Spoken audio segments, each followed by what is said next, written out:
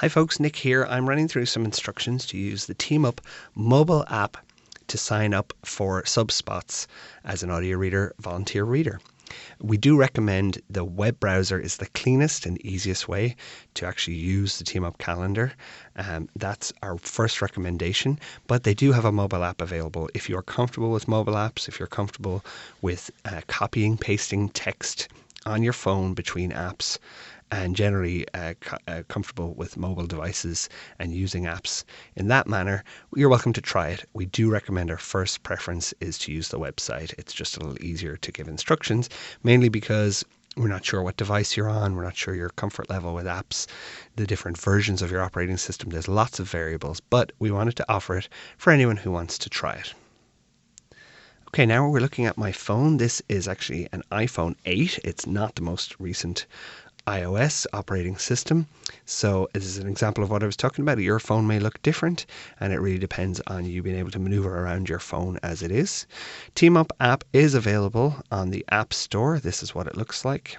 I've already downloaded it, so it says update for me, but that's where you would hit download to download the app itself. And you can see it here on the bottom right of my apps on my home screen.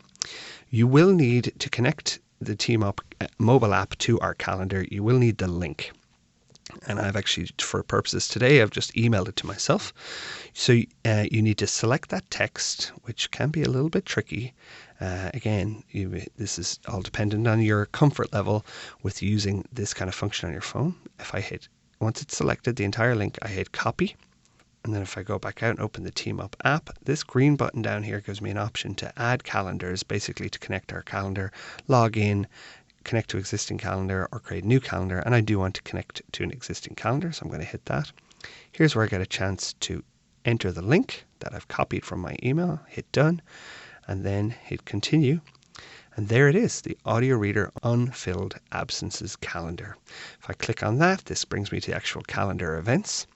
Purple or pinks means it's unfilled, and green means it has actually been filled.